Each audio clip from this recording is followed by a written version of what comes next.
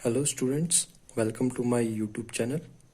तो मैं आप सबको बता दूं कि ये जो यूट्यूब चैनल मैं अभी स्टार्ट करने जा रहा हूं, ये एक बच्चों के लिए ये एक एजुकेशनल प्लेटफॉर्म होगा, ऑनलाइन प्लेटफॉर्म होगा, जिस जिसकी हेल्प से आप घर बैठे आप अपनी पढ़ाई को कंटिन्यू कर सकते हो। खासकर इस लॉकडाउन के पीरियड में जिसमें जिसमें आपकी पढ़ाई का नुकसान ज़्यादा हो रहा है।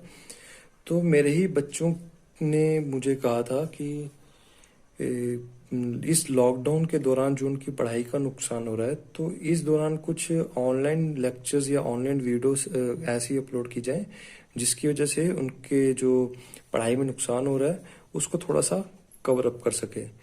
तो मैंने यही इसी चीज़ को ध्यान में रखकर ऑनलाइन वीडियोस आपके लिए अपलोड करने के लिए सोचा है। तो ये मैं अपनी फर्स्ट वीडियो आपके सामने लेकर आ रहा हूँ।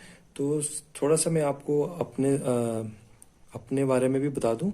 माय नेम इज़ मानव गुप्ता और मैं यहाँ पर अभी फ़िलहाल पॉलिटेक्निक के जो स्टूडेंट्स हैं उनको पढ़ाऊँगा। और काफ़ी सारे सब्जेक्ट्स होते हैं उनकी अपने एक डिप्लोमा में भी। तो सबसे पहले मैं आपको पढ़ाऊँगा मैथमेटिक्स। ठीक है। तो वैसे तो मैं इंजीनियरिंग के सब्जेक्ट्स की क्लासेस लेता हूँ, तो क्योंकि खुद भी मैं एक सिविल इंजीनियर हूँ। तो लेकिन मैथमेटिक्स जहाँ तक सभी को पता है कि it is one of the toughest subjects in during this 3 years course. तो इसलिए मैथमेटिक्स में काफ़ी सप्लीज आती हैं। मेरे ख्याल से फर्स्ट ईयर को के बजाय सेकंड ईयर थर्ड ईयर में भी काफ़ी ऐसे स्टूडेंट्स हैं जिनके मैथ्स में काफ़ी दिक्कतें आती हैं। तो उन परेशानियों को सॉल्व करने के लिए मैं यहाँ पर अपनी वीडियोस लेकर आ रहा हूँ। तो काफ़ी बेनिफिशियल रहेंगी ये सभी के लिए। तो ज़रूर देखें, अगर पसंद आए तो आपको बता दूं कि इंजीनियरिंग के सब्जेक्ट्स भी मैं आगे लेकर आऊँगा, लेकिन रिस्पांस मिलने के बाद। अगर मुझे रिस्पांस मिलता है यहाँ से, अगर बच्चों की डिमांड होती है कि अगर वो उन सब्जेक्ट्स को भी पढ़ाया जाए, तो मैं मैथ्स के साथ साथ उन सब्जेक्ट्स को भी लाने की कोशिश करूँगा। लेकिन फ़िलहाल यहाँ पे मैथमेटिक्स को मैं पहले सब्जेक्ट को अपने स्टार्ट करूँगा। तो मैथमेटिक्स में देखिए, मैथमेटिक्स में क्या है हमारे पास, जो मेजर टॉपिक है वो क्या है हमारे पास, 3 मेजर टॉपिक्स हैं। तो पहला क्या होता है हमारे, पहला कौन सा हमारे पास, डिफ्रेंसिएशन। ठीक है, जो आपके बुक में शायद डिफरेंशियल कैलकुलस के नाम से होगा। तो सेकंड चीज क्या है हमारे पास, इंटीग्रेशन। ठीक है। तो थर्ड चीज क्या है हमारे पास, स्टैटिस्टिक्स। ठीक है, 3 मेजर टॉपिक है। डिफरेंशियल कैलकुलस भी बोलते हैं इसको, इंटीग्रल कैलकुलस भी बोलते हैं इसको, और ये है स्टैटिस्टिक्स। तो स्टैटिस्टिक्स जो हमारे पास सिलेबस में है वो है यहाँ पे 20 मार्क्स का। 20 मार्क्स का होने का मतलब है, ये जो आपके एग्जाम में पेपर क्वेश्चन पेपर में आएगा वो आएगा 40 मार्क्स का। तो सबको पता है कि पास होने के लिए सिर्फ 40 मार्क्स चाहिए होते हैं आउट ऑफ 100। तो ये स्टैटिस्टिक्स वो काम कर सकते हैं सिर्फ। लेकिन ये भी नहीं है कि सिर्फ स्टैटिस्टिक्स पढ़ के जाओगे तो पास हो जाओगे, नहीं। तो स्टैटिस्टिक्स में ऐसा है, हाँ हो सकते हैं 40 आउट ऑफ 40 अटेम्प्ट करके और 40 आ सकते हैं, लेकिन मुश्किल हो जाता है। कहीं भी जरा से भी गलती होगी तो मुश्किल हो जाएगा। तो इसलिए स्टैटिस्टिक्स के साथ साथ हमें डिफ्रेंसिएशन भी पढ़ना होगा और इंटीग्रेशन पढ़ना होगा। इंटीग्रेशन पे इतना जोर नहीं देंगे, स्टैटिस्टिक्स और डिफ्रेंसिएशन कर लो काफ़ी हो जाता है, आराम से 100 मार्क्स का अटेम्प्ट हो जाता है। तो इसलिए हम यहाँ पे क्या स्टार्ट करेंगे, हम अपना स्टैटिस्टिक्स सिर्फ 40 मार्क्स 100 में से पास होने के लिए चाहिए। लेकिन मैं उम्मीद करूंगा कि आप काफ़ी अच्छे मार्क्स ले पाएंगे मेरी वीडियोस को देख के। तो चलिए ज़्यादा टाइम न लेते हुए हम अपने टॉपिक पर आते हैं। देखो, इसमें कुछ चीज़ें ऐसे भी होंगी जो आप अपने प्रीवियस क्लासेस में 10th में 9th में पढ़ के आए होंगे। तो स्टार्टिंग में तो काफ़ी आसान लगेगा आपको, लेकिन जैसे जैसे धीरे धीरे हम आगे बढ़ते जाएंगे तो क्वेश्चंस का लेवल भी अच्छा होता रहेगा। तो बने रहिए आप मेरे साथ। तो कोई भी दिक्कत आएगी, आपको कोई भी परेशानी आएगी, तो मैं आपको सॉल्व करके बताऊंगा। तो सबसे पहले मैं आपको पहली चीज यहाँ पे स्टार्ट करवाता हूँ, मीन। ठीक है, सभी को पता होगा मीन का फॉर्मूला कैसे निकालते हैं, 10th में भी पढ़ के आए होंगे, बहुत आसान लगेगा। तो जिसे हम अरिथमेटिक मीन भी बोलते हैं। तो सिंपल सा इसकी डेफिनेशन जो आपको मैं लिखवा करवा दूं, ratio of sum of observations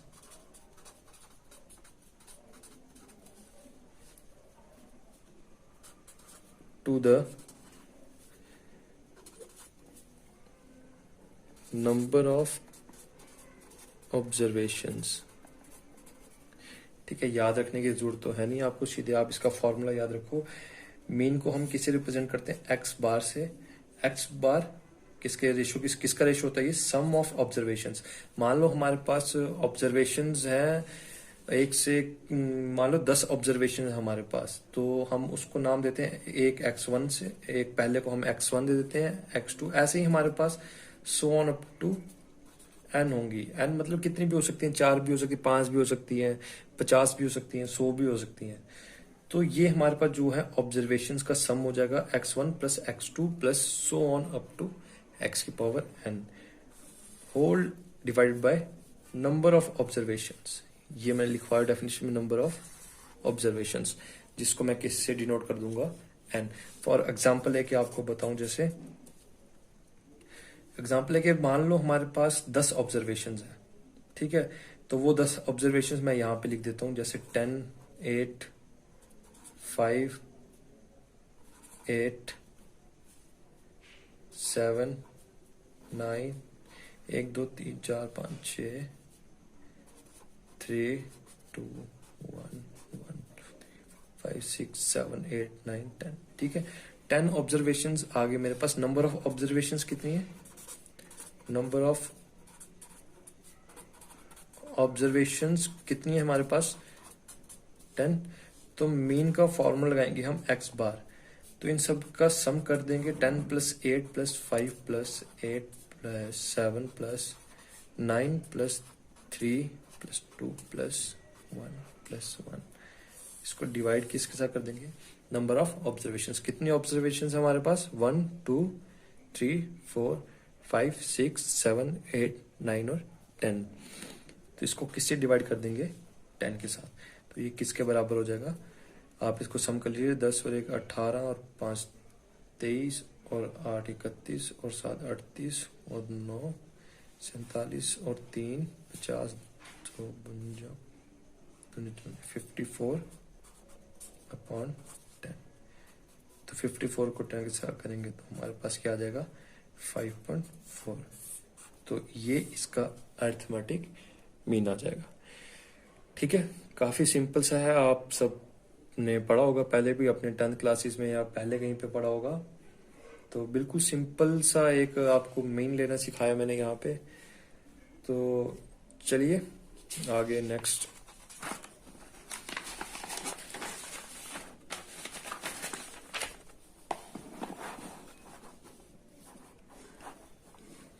देखियो देखो, जैसे मीन निकालना सिखाया, तो देखो अब मैं आपको बताऊंगा mean of first n natural numbers. First n natural number मतलब आपने पढ़ी होगी, एक चीज पढ़ी होगी, sum of first n natural numbers. शायद इसका फॉर्मूला आपने पढ़ा होगा। जैसे मतलब क्या इसका, sum of first n natural numbers. मान लीजिए हमारे पास नेचुरल नंबर कहाँ से स्टार्ट होते हैं, 1 से। तो फर्स्ट एंड नेचुरल नंबर, जैसे मैं आपके साथ बात करूं कि पहले 5 नेचुरल नंबर्स की, तो 1 2 3 4 एंड 5। अगर मैं आपको इनका सम करने के लिए बोल दूं तो आप तो बहुत आसानी से इसका सम निकाल लोगे। 5 प्लस 4 9, 9 प्लस 3 12, 12 प्लस 2 14 प्लस 1 15। इसको तो आप बहुत आराम से निकाल लोगे। लेकिन अगर यही चीज मैं आपको बोल दूं कि 1 से 100 तक जितने भी नेचुरल नंबर्स हैं इनका सम करके बताइए, तो शायद इसमें काफी परेशानी है। तो sum of first n natural numbers का जो फॉर्मूला होता है वो होता है हमारे पास n into n plus one upon two पढ़ा होगा आप लोगों ने। तो इसका मीन भी कैसे निकल जाएगा? मीन क्या होता है? सम ऑफ ऑब्जर्वेशंस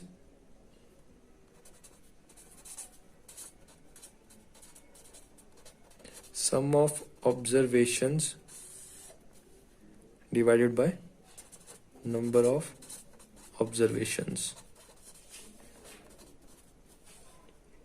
ठीक है, तो sum of observation first n natural numbers, अगर फॉर एग्जांपल मैं आपको बोल देता हूं कि पहले 200 नेचुरल नंबर्स का अरिथमेटिक मीन निकाल के बताइए, तो 1 से 200 का, तो क्या एक एक करके प्लस करोगे?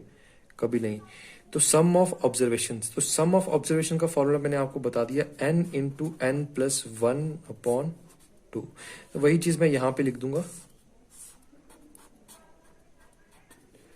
सम of observation n into n plus one upon two whole divided by number of observation. तो नंबर ऑफ ऑब्जर्वेशन कितनी आ जाएंगी? 1 से 200 तक बोला गया, तो 1 से 200 नंबर, कितने नंबर ऑफ ऑब्जर्वेशन हो जाएंगी? 200। तो यहाँ पे नंबर ऑफ ऑब्जर्वेशन को मैं n से डिनोट कर देता हूँ। तो n कितना है हमारे पास? 200। यहाँ पे भी 200 plus 1 divided by 2 whole divided by n की कितनी वैल्यू है? 200। तो इसको आप सॉल्व कर लेंगे, 200 प्लस 1 कितना हो जाएगा? 201 डिवाइडेड बाय 2। इस 200 को मैं यहां पे लिख सकता हूं, ठीक है। तो ये 200 और ये 200 कैंसिल हो जाएगा, तो इसका क्या आंसर आ जाएगा? इसको इससे डिवाइड कर देंगे तो 100.5। ठीक है, तो इसका जो मीन निकल के आएगा वो हमारे पास क्या आएगा? 100.5। सीधे इसके फॉर्मूले की बात करूं तो यहां से n और यहां से n कट जाएगा, तो डायरेक्ट अगर फॉर्मूला चाहते हो तो यहीं से फॉर्मूला बन के आता है। फॉर्मूला कुछ नहीं होता, चीजों को डिराइव करके ही फॉर्मूले हमारे सामने आते हैं। ठीक है, तो चलिए नेक्स्ट पार्ट पे आते हैं, arithmetic mean of squares of first n natural numbers. जैसे पहले हमने किया, किसका मीन निकाला हमने? सिर्फ n नेचुरल नंबर्स का। तो अब फर्स्ट n नेचुरल नंबर्स के स्क्वायर्स का सम, मतलब कहने का ये है कि जैसे मैं आपको बोलता हूं कि पहले 5 नेचुरल नंबर्स हैं, उनके स्क्वायर्स का सम निकाल के बताइए, मतलब सम ऑफ फर्स्ट 5 नेचुरल नंबर्स। ठीक है, तो पहले 5 जो नेचुरल नंबर होंगे वो हमारे पास कौन कौन से होंगे? 1 2 3 4 एंड 5। तो 1 का स्क्वायर कितना होता है? 1। 2 का स्क्वायर कितना होगा? 4। 3 का स्क्वायर कितना होगा? 9। 4 का स्क्वायर कितना होगा? 16। 5 का स्क्वायर कितना होगा? 25। ठीक है, तो अब मैं इन सभी का सम कर लूंगा, तो मेरे पास क्या आ जाएगा? सम ऑफ फर्स्ट 5 नेचुरल नंबर्स। ठीक है, तो अब ऐसे ही अगर मैं आपको बोल दूं कि फर्स्ट 100 नेचुरल नंबर्स के स्क्वायर्स का सम निकाल के बताएं, तो क्या हर नंबर का स्क्वायर करोगे? हर नंबर को स्क्वायर करके फिर उन सबको ऐड करके क्या इतना लंबा प्रोसेस को आप करना चाहोगे? नहीं। तो इसके लिए भी हमारे पास एक सिंपल सा फॉर्मूला होता है। वो फॉर्मूला क्या है? जैसे 1 square plus 2 square plus 3 square plus so on up to n square. कहने का मतलब यही है, sum of first 5 natural numbers. तो इसका जो फॉर्मूला है हमारे पास वो क्या होता है? हमारे पास n into n plus 1 2n plus 1 whole divided by 6n। ठीक है,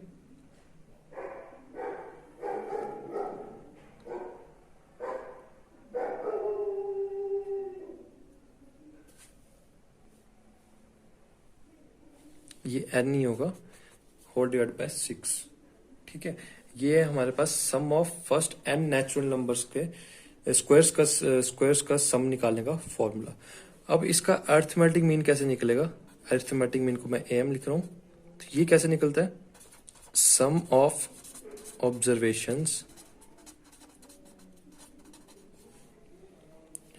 whole divided by number of observations. ठीक है, इस फॉर्मूले को तो आप याद ही कर लीजिए। Sum of observations whole divided by number of observations, कई बार अब ये यूज होने वाला है। तो sum of observations first n natural numbers के स्क्वायर्स का सम किसके बराबर होगा? इस फॉर्मूला के बराबर। तो इस फॉर्मूले को हम इसमें पुट कर देंगे, n into n plus one into 2n plus one 2n plus one whole divided by 6 whole divided by number of observations. तो नंबर ऑफ ऑब्जर्वेशंस क्या है हमारे पास? n। तो वही फॉर एग्जांपल जैसे मैं आपको बोलता हूं कि 1 से 200 नेचुरल नंबर्स के स्क्वायर्स का मीन निकाल के बताएं। ठीक है, तो यहाँ पे n की वैल्यू हम क्या पुट करेंगे? 200 plus one twice of 200 plus one divided by 6 whole divided by n। तो n कितना हमारे पास? 200। तो इसको सॉल्व कर लेंगे, कितना हो जाएगा ये? 200 201 200 इंटू 2 400 प्लस 1, ये कितना हो जाएगा आपके पास? 401 होल डिवाइडेड बाय 6। ये 200 हमारे पास यहां पे आ जाएगा। तो इसको हम कैंसिल आउट कर देंगे। तो इसको आप अपने कैलसी पे भी सॉल्व कर सकते हैं। तो सीधे क्या आंसर आ गया इसका? 13433.5। ठीक है, तो क्या याद करना है आपको इसमें? सिर्फ एक ये फॉर्मूला याद कर लीजिए। तो मीन का फॉर्मूला तो ऐसे भी याद ही है, sum of observations divided by number of observations. तो सम ऑफ ऑब्जर्वेशंस पे आप ये फॉर्मूला पुट कर दीजिए डिवाइडेड बाय n, तो आपका आंसर आ जाएगा। ठीक है, तो चलिए अब बढ़ते हैं हम अपने नेक्स्ट क्वेश्चन की ओर। तो ये रहा आपके सामने question. The arithmetic mean of 7 9 5 2 4 8 and x is given to be 7. Find the value of x. अब देखो स्टूडेंट्स, इसमें हमें ये हमारे पास कुछ ऑब्जर्वेशंस दिए। ठीक है, तो इन ऑब्जर्वेशंस में हमारे पास सभी वैल्यूज हैं, लेकिन जो लास्ट ऑब्जर्वेशन है वो हमें क्या दिया हुआ है? x। और इस क्वेश्चन में हमें मीन दिया हुआ है 7। मतलब क्या है कि मीन दिया हुआ है हमें, नंबर ऑफ ऑब्जर्वेशंस पता है हमें कितनी ऑब्जर्वेशन होगी? 1 2 3 4 5 6 एंड 7। तो नंबर ऑफ ऑब्जर्वेशंस मतलब n कितना है हमारे पास? 7। नंबर ऑफ ऑब्जर्वेशंस हमारे पास है। तो हमारे पास सिंपल सा क्वेश्चन है, मीन का फॉर्मूला क्या होता है? मीन को हम किससे डिनोट करते हैं? x बार से। तो x बार किसके बराबर होता है? Sum of observations whole divided by number of observations. Sum of observations क्या? अच्छा, यहां पे हमें मीन गिवन है, मतलब पहले सॉरी मैंने यहाँ पे गिवन लिखना भूल गया। हाँ, मैं यहाँ पे लिख देता हूँ, आप पहले लिख देना। तो गिवन क्या है हमारे पास? मीन गिवन है हमारे पास, मतलब x बार हमें दिया हुआ है कितने एक्स बार हमारे पास 7, और नंबर ऑफ ऑब्जर्वेशंस मतलब n, जो यहाँ पे लिखा हुआ मैंने, ये भी कितने हमारे पास 7। देखो कहीं भी किसी भी क्वेश्चन में हमारे पास जितने भी चीजें हमारे पास टोटल होती हैं एक फॉर्मूले में, जैसे इस फॉर्मूले में 3 चीजें हैं, 1 2 और 3। अगर हमें किन्हीं 2 चीजों के बारे में पता हो तो हम तीसरी थर्ड चीज को निकाल सकते हैं। अब जैसे हमारे पास इस क्वेश्चन में एक्स बार गिवन है, मतलब 3 चीजें हमारे पास, एक तो मीन है, दूसरा सम ऑफ ऑब्जर्वेशन है, और थर्ड के हमारे पास नंबर ऑफ ऑब्जर्वेशन। तो इस क्वेश्चन में हमें मीन गिवन है, मतलब एक चीज हमें गिवन दी हुई है, और नंबर ऑफ ऑब्जर्वेशंस गिवन है कितनी, 7।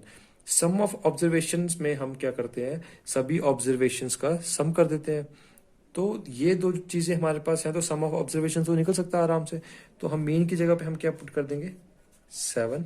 सम ऑफ ऑब्जर्वेशन मतलब इन सभी का सम हो जाएगा, तो ये किसके बराबर आ जाएगा, 7 + 9 + 5 + 2 + 4 + 8 + x, क्योंकि हमें यही तो निकालनी है, whole divided by number of observation. तो नंबर ऑफ ऑब्जर्वेशन कितनी है हमारे पास, 7। तो जब मैं इसको इस तरफ ले जाऊंगा तो ये अभी डिवाइड में, तो किस में हो जाएगा, मल्टीप्लाई में। तो इनका आप सम कर लो, 9 और 7 16, 16 और 5 21, और 2 23, और 4 27, 27 और 8 35। देखो ये आप कैलसी में भी कर सकते थे, लेकिन कैलसी से करने से अच्छा आप खुद से अपने माइंड के अंदर कीजिए। तो इससे क्या होता है कि कैलकुलेशन स्पीड भी आपकी बनी रहती है एग्जाम्स में, और जितना कम हो सके उतना कैलसी का यूज करना चाहिए।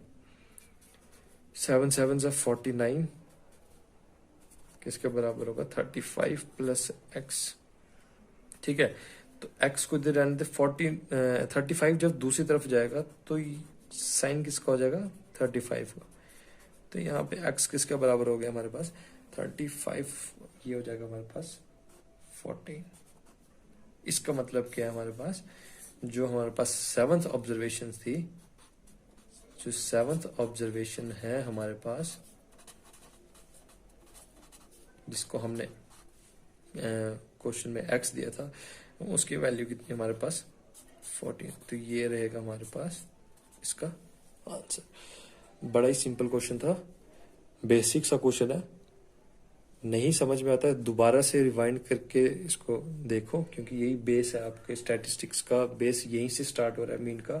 इसके आगे आपको अभी फ्रीक्वेंसी डिस्ट्रीब्यूशन का पढ़ना है, उसके बाद और भी टॉपिक आएंगे, मीन, मोड, मीडियन, ये सब। तो सबसे बेसिक सी चीज यही है, तो ये सभी को आनी चाहिए। तो चलो अब स्टूडेंट्स आगे नेक्स्ट फॉर्म देखते हैं इसकी। तो नेक्स्ट फॉर्म क्या है हमारे पास, डिस्क्रीट फ्रीक्वेंसी डिस्ट्रीब्यूशन कर्व। ठीक है, तो ये पढ़ने से पहले आपको एक चीज का मीनिंग पता होना चाहिए, फ्रीक्वेंसी। फ्रीक्वेंसी का क्या मीनिंग होता है, फ्रीक्वेंसी का हमारे पास जो मीनिंग होता है, उस फ्रीक्वेंसी का मीनिंग होता है हमारे पास नंबर ऑफ साइकिल्स पर सेकेंड। ठीक है, आप फिजिक्स में देख लेना या फिर किसी और सब्जेक्ट में, जो फ्रीक्वेंसी की डेफिनेशन आपको मिलेगी वो यही होगी, नंबर ऑफ साइकिल्स पर सेकंड। मतलब कि एक तरह से मान लो कि रेपिटिशन, मतलब कि कितनी बार ये चीज जो है रिपीट हो रही है। ठीक है, अब मैं जैसे आपको मान लो कि 10 स्टूडेंट्स हैं क्लास में, 10 स्टूडेंट्स हैं क्लास में। तो एक क्लास का टेस्ट लिया जाता है, जिसमें आउट ऑफ 100 मार्क्स किसी के 50 भी आए होंगे, किसी के 40 भी होंगे, किसी के 90 भी होंगे। ठीक है, तो 90 कितने स्टूडेंट्स के मार्क्स हैं, सपोज 1 स्टूडेंट के मार्क्स हैं 90, 5 स्टूडेंट के मार्क्स हैं 40, और 4 स्टूडेंट के मार्क्स हैं 50। ठीक है, तो ये चीज इसकी फ्रीक्वेंसी हुई, मतलब नंबर ऑफ टाइम्स, कितनी बार 50 मार्क्स आ रहे हैं स्टूडेंट के। ठीक है, कितने स्टूडेंट्स के 50 मार्क्स आ रहे हैं, या फिर 50 मार्क्स कितनी बार आ रहे हैं, कितने स्टूडेंट्स के आ रहे हैं। तो 50 मार्क्स यहाँ पे 4 स्टूडेंट्स के आ रहे हैं, 40 मार्क्स यहाँ पे 5 स्टूडेंट्स के आ रहे हैं, 90 मार्क्स यहाँ पे एक स्टूडेंट के आ रहे हैं। तो यहाँ पे ये जो 4 या फिर 5 या फिर 1 ये हो जाएगी, इसको क्या बोलेंगे हम, फ्रीक्वेंसी। एक तरह से क्या, रेपिटेशन, कितनी बार कोई चीज रिपीट हो रही है। ठीक है, तो फ्रीक्वेंसी का मतलब समझ गए ना। फ्रीक्वेंसी का मतलब समझ गए हो तो ये क्वेश्चन आराम से निकल जाएगा। ठीक है, तो इसका जो फॉर्मूला होता है, अगर हमारे पास जो क्वेश्चन होगा इस फॉर्म में होगा, डिस्क्रीट फ्रीक्वेंसी डिस्ट्रीब्यूशन फॉर्म, ये एक फॉर्म है सिर्फ, ये मैं बता दूंगा आपको जब क्वेश्चन करवाऊंगा। क्वेश्चन में बता दूंगा कि डिस्क्रीट फ्रीक्वेंसी डिस्ट्रीब्यूशन फॉर्म कौन से थे, देख के हमें पता चल जाएगा। तो इसका जो फॉर्मूला होता है वो होता है हमारे पास f1x1। अभी सिर्फ फॉर्मूला लिख लो, अभी मैं बताऊंगा कि फॉर्मूले में f क्या x क्या है, plus f2x2 plus so on up to fx xn whole divided by f1 plus f2 plus so on up to fn। ठीक है, तो इसको मैं इसमें लिख लूं, sum of product of each observation and its frequency all divided by total number of frequencies। ठीक है, तो F1 क्या है यहाँ पे, X1 क्या है यहाँ पे, ये समझना पड़ेगा आपको। तो F1 क्या है यहाँ पे, F से तो सीधे याद रखना फ्रीक्वेंसी। ठीक है, तो X1 X2 तो आपको पता ही है, ऑब्जर्वेशंस, जो हमें ऑब्जर्वेशंस दी होती है। तो अब जैसे इसकी एग्जांपल ले ले हम, इसमें फ्रीक्वेंसी क्या थी हमारे पास, 4 5 और 1।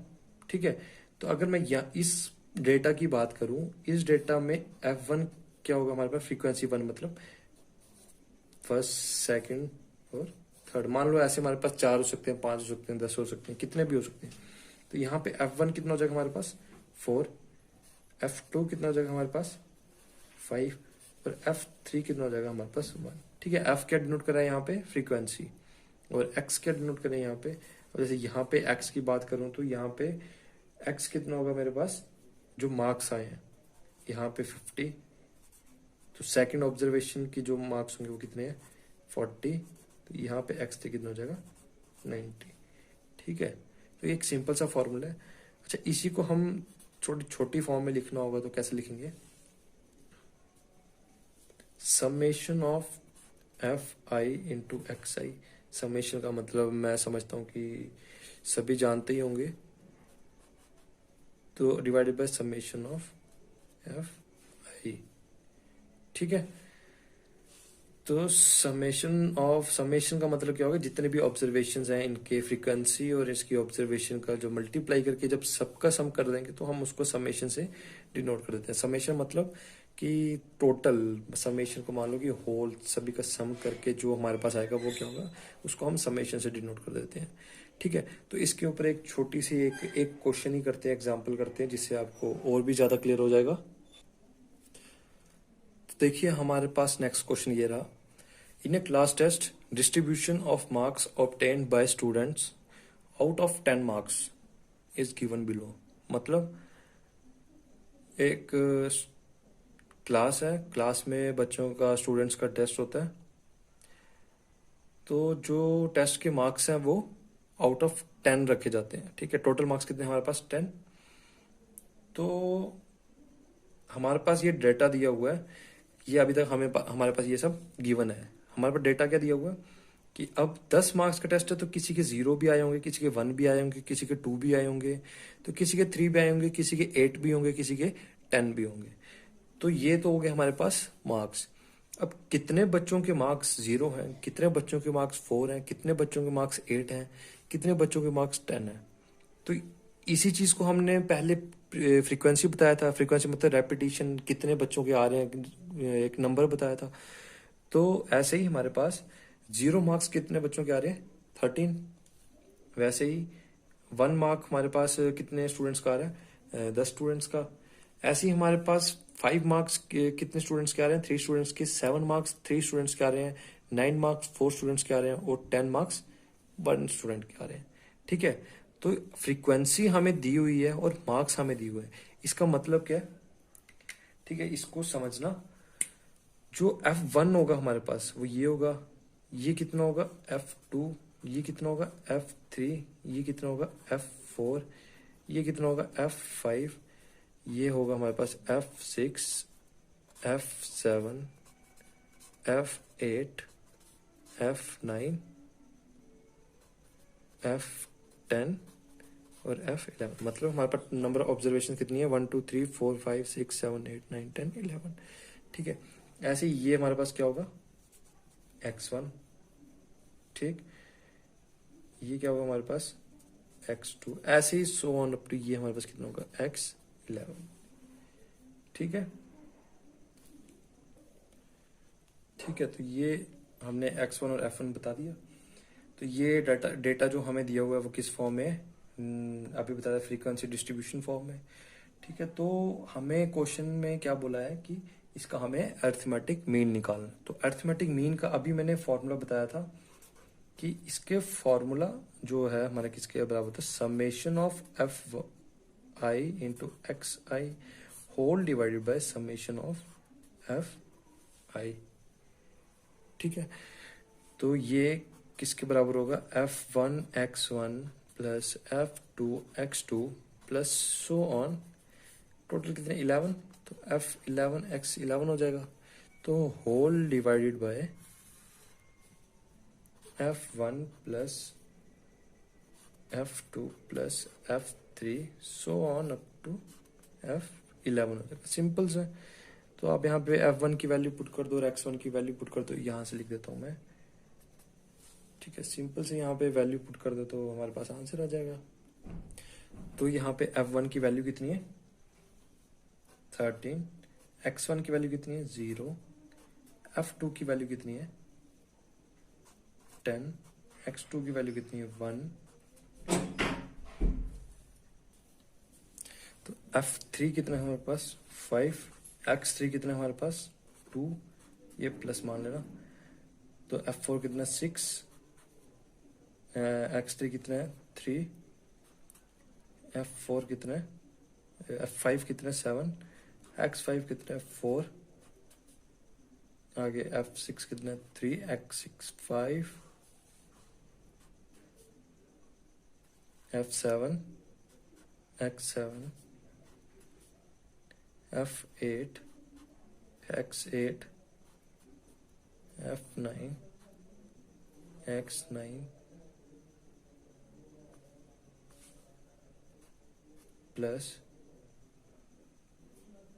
F10 X10 F11 into X11। तो ये मैंने नीचे लिख दिया है। ठीक है, होल डिवाइडेड बाय F1 कितना है, F1 13 plus 10 plus 5 plus 6 plus 7 plus 3 plus 3 plus 3 plus 5 plus 4 plus 1। तो इसको सॉल्व करना पड़ेगा। 13 into 0 0 plus 10 plus 5 two 10 plus 6 3 18 plus 7 4 28 plus 5 3 15 18 plus 3 21 8 5 40 9 36 plus 10 whole divide by. अब अगर मैं इन सब का सम करूं तो वो किसके बराबर है, 13 plus 23 plus 5 28 plus 6 34 plus 7 41 plus 3 44 plus 3 47 plus 3 50 55 59 160। ठीक है, तो ये कितना आ जाएगा हमारे पास, x बार इक्वल्स टू, इन सब का सम कर लेंगे तो ये इन सब का हम सम कर लेंगे तो ये किसके बराबर आ जाएगा, 206 होल डिवाइड बाय 60। ठीक है, इसको सॉल्व कर लोगे तो हमारे पास एक्स बार कितना आ जाएगा 3.433। तो ये क्या होगा हमारा आंसर।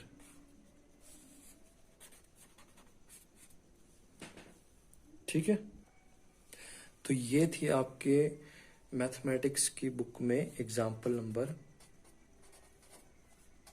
6। तो ये आप वहां से भी जाके रेफर कर सकते हैं। तो जो एग्जाम्पल नंबर 7 है उसको आप खुद से ट्राई करिएगा। मैं इसके आगे आपको एग्जाम्पल नंबर 7 जो है आपको मैं प्रोवाइड कर देता हूँ। तो ये आपके लिए होमवर्क रहेगा, तो ये आप घर से खुद ट्राई करेंगे। तो ये रहा आपके लिए होमवर्क। तो ये क्वेश्चन ट्राई कीजिए, सिंपल सा क्वेश्चन है। अगर नहीं निकलता या कोई प्रॉब्लम आती है इसमें तो आप कमेंट करके मेरे को बता सकते हैं, तो इसमें मैं आपकी हेल्प करूंगा। देखिए, जो अगर सीरियसली अगर आप पढ़ना चाहते हैं तो आप इस वीडियो को देखिए और बेनिफिट लीजिए। तो आज के लिए इतना ही रखते हैं, कल हम करेंगे कंटिन्यूअस फ्रीक्वेंसी डिस्ट्रीब्यूशन। ठीक है, तो आज के लिए काफ़ी है इतना, तो इसे ही रिवाइज करिए। Thank you, have a good day.